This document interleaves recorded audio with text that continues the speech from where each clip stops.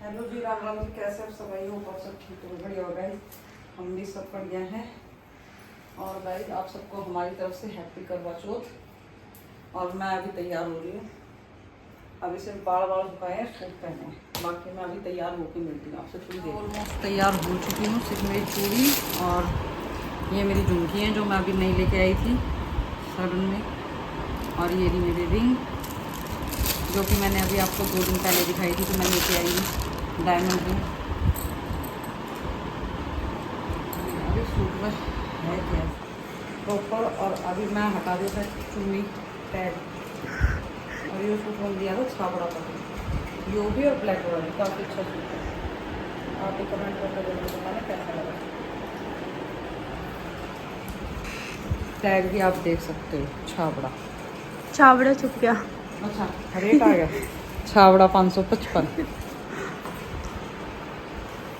वैसे ये बात हकीकत है, छावड़ा के कपड़े रहते अच्छे हैं, बेशक कॉस्टली रहते हैं लेकिन रहते अच्छे हैं।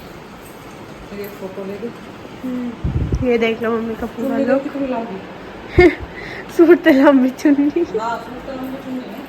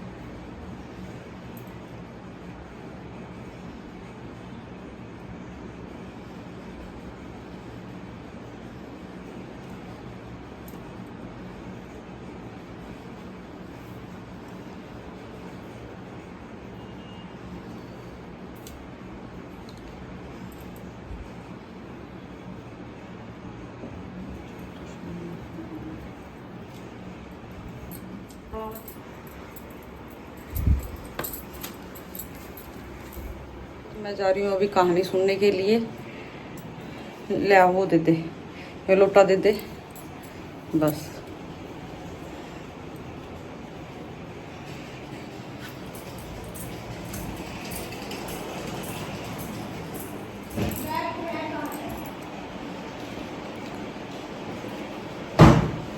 बैग कहाँ है? कौन सी अलमारी? तेरी में।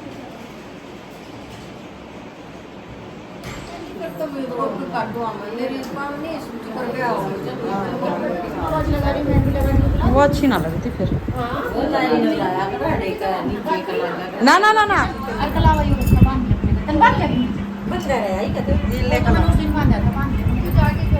टिक्का तू लगा देगी। अरे सब क्या है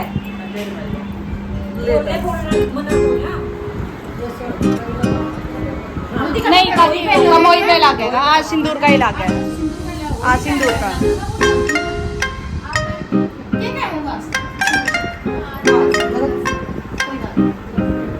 याद आओ हमारे क्या थे आगे की हर कोई की परिस्थिति बोले क्या तो धर्म बोलते क्या मैं अभी इतना जरा फोन ले जब देखा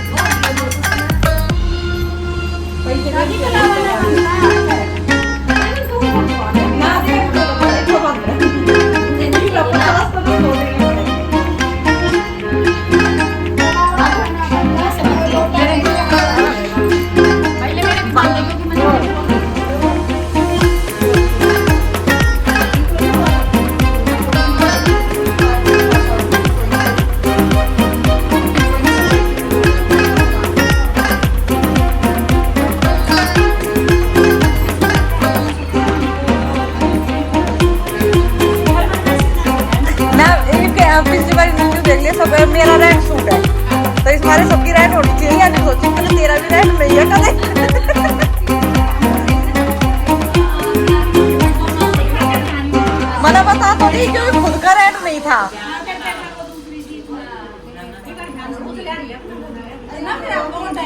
मैंने रीजन बता दी ना, ध्यान ना।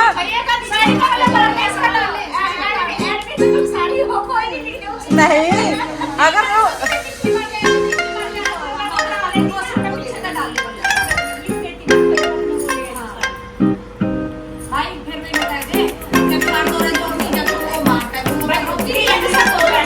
नहीं फिर ये कोई जरूरी थोड़ी है, पिछली बार ना रेट चुनी थी।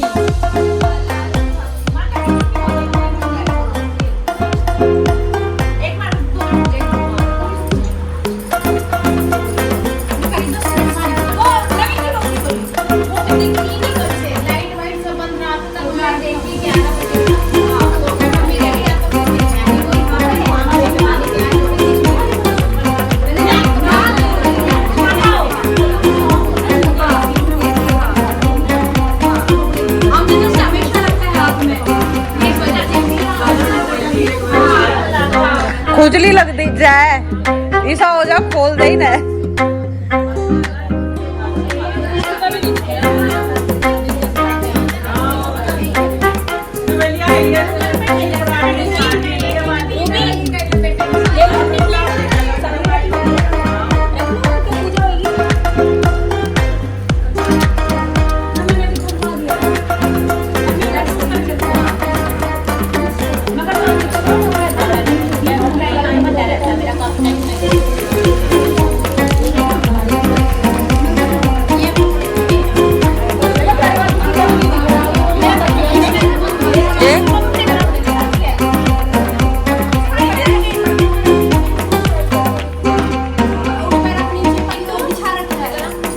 खाली फर्श बना है।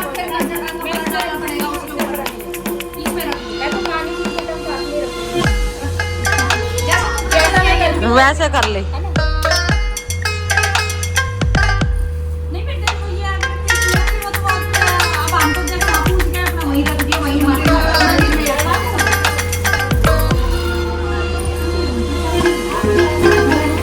खील भरा है,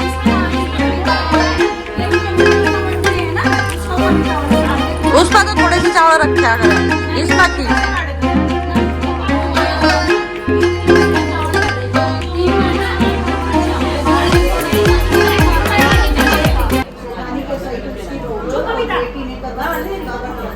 रात्रि को साहूकार के लड़के ने भोजन करने लगे तो अपनी बहन को भोजन के लिए कहा। इस पर बहन ने उत्तर दिया, भाई अभी चांद नहीं निकला, उसके निकलने पर अर्घ देकर भोजन करूंगी। बहन की बात सुनकर भाइयों ने कहा, काम किया कि नगर के बाहर जाकर अग्नि जला दी और छलनी ले जाकर उसमें से प्रकाश दिखाते हुए उन्होंने बहन से कहा, बहन चांद निकल आया, अर्घ देकर भोजन कीजिए। यह सुनकर उसने अपनी भाभियों से कहा कि आओ तुम चंद्रमा का अर्घ देखो, परंतु ये इस कांड को जानती थी। उन्होंने कहा, भाई जी अभी चांद नहीं निकला, तेरे भाई तेरे साथ धोखा कर रहे हैं, अग्नि का प्रकाश दिखाकर छलनी से दिखा रहे हैं। भाभियों से अर्घ्य करने के पश्चात धन संपत्ति से युक्त कर दिया। इस प्रकार कोई भी छल कपट हो जाकर श्रद्धा भक्ति से गणेश जी का चतुर्थी का व्रत करेंगे, वह सब प्रकार से सुखी होते हुए क्लेशों से मुक्त हो जाएंगे।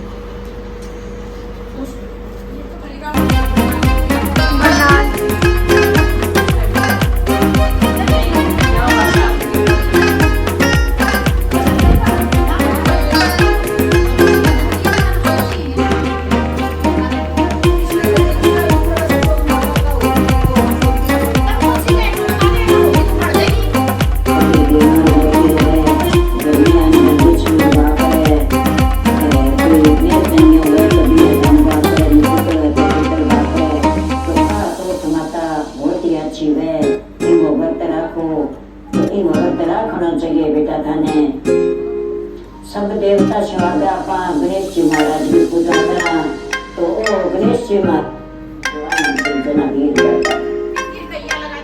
गणेश की कथा सुनने से व्रत का पूर्ण फल प्राप्त होता है।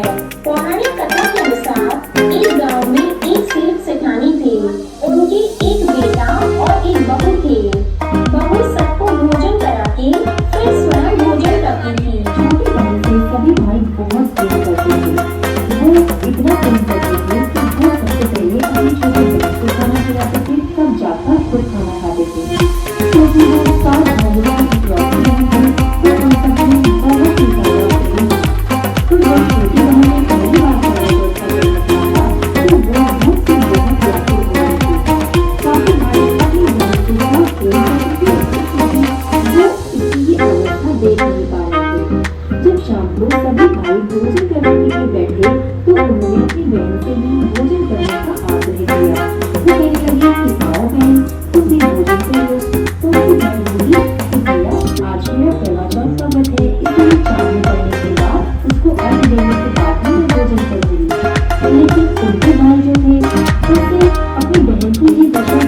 लेके जा रही थी। तो कुछ समय के बाद जब उनकी बहन बहुत सी दुखी होकर मोटी हो गई, तब उसकी आंखों को देखकर उसके भाइयों को बहुत सा बातें हो गया और उन्हें अपनी बहन के व्रत छुड़ाने को निकल गया। इसीलिए उन्होंने घर के पास ही एक ऊंचे पेड़ पर दीपक जलाया और उस दीपक को जलने में रख दिया। इसके बाद वो अपनी बहन से बोले कि उठो बहन, आंखें खोलो, ये तो चांदी जलाया है, अब तुम अपना व्रत तोड़ लो। मम्मी की ओट में जो दीपक ऐसा लग रहा था मानो सचमुच का चंद्रमा हो।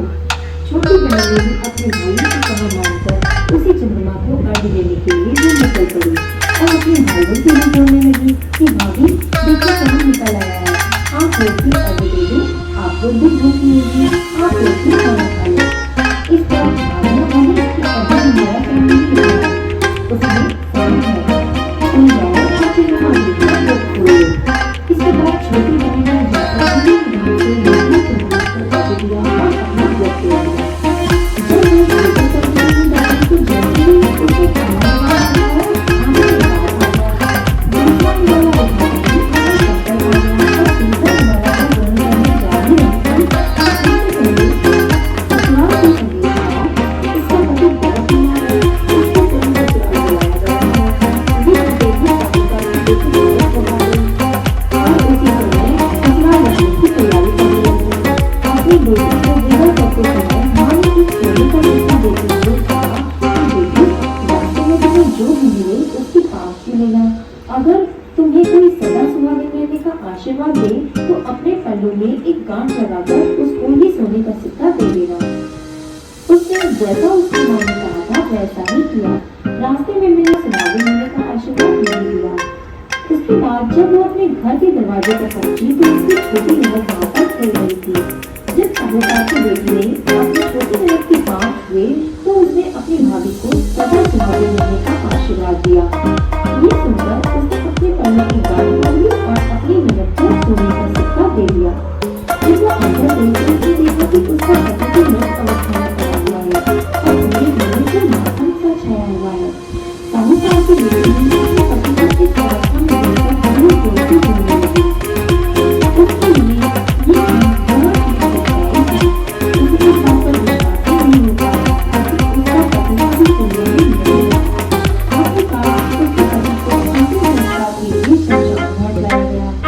नहीं लगी। साहूकार की बेटी अपने पति के शरीर की साफ सफाई करती और उसके निकट बैठी रहती। वहीं पर आकर उसकी छोटी ननद उसे 2 वक्त का खाना दे जाती थी। उसे खाकर वो अपना गुजारा करती थी। वो अपने पति के पास वापस लाने के लिए हर चौथ का व्रत करती और चाँद को अर्घ देती थी और जोत जलाती थी।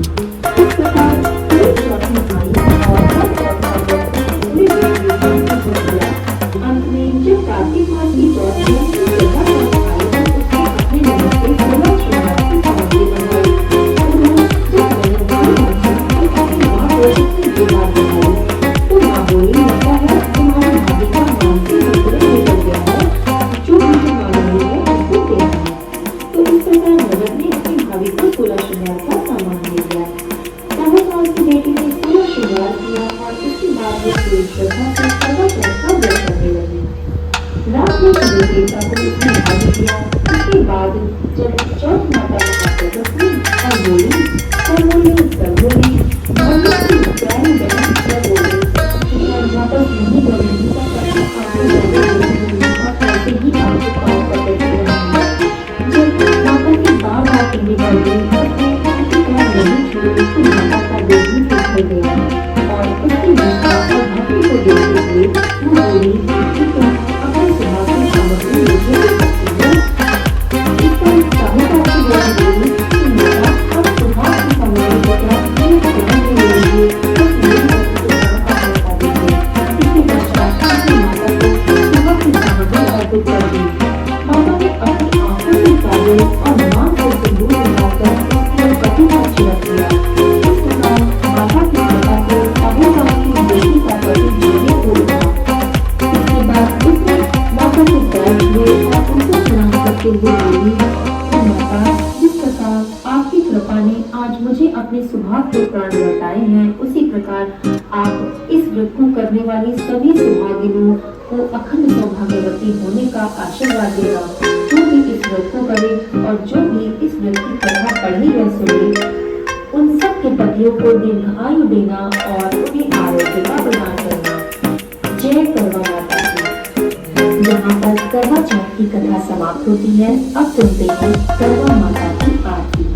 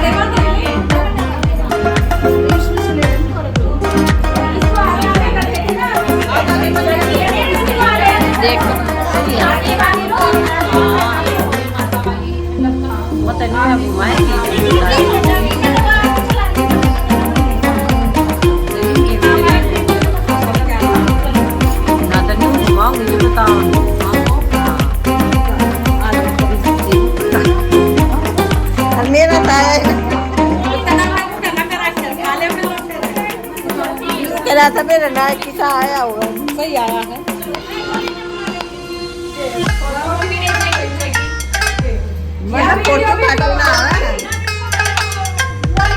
हाँ फोटो फाटू ना कितना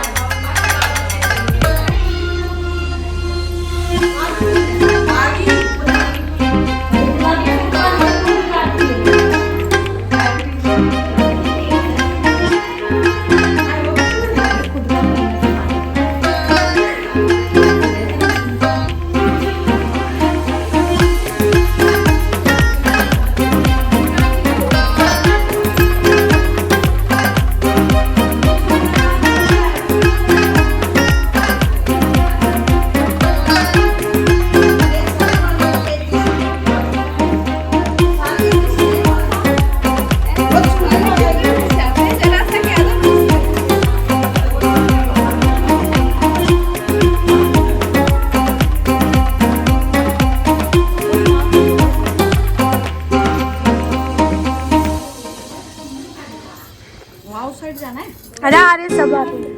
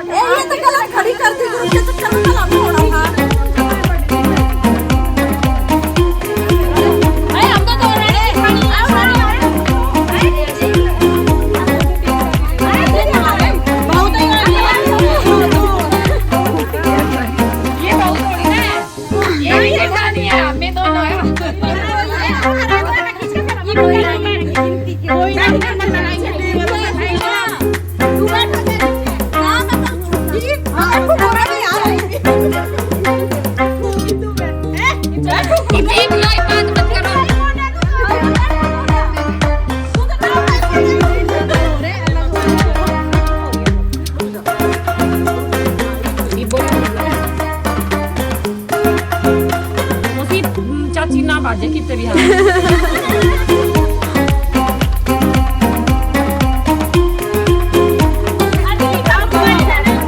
गाइस अब यहाँ पे चल रहा है फोटो सेशन।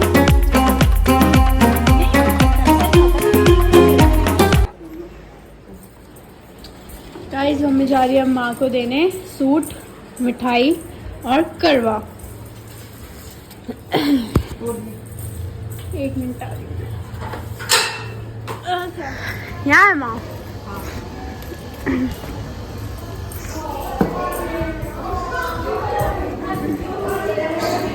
एक पन्नी में दे देना। हाँ, जो जिसमें जो है मैं भी लेकिन नहीं बनी कर फिर आइए ना शायद ऊपर से दीजिए। अच्छा हाँ ऊपर है वो बोली फोन में तो ले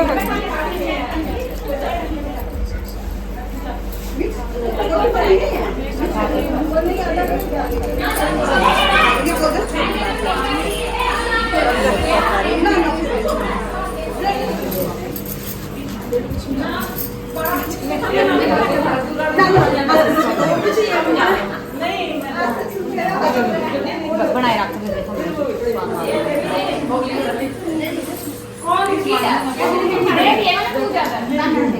ले ले भाई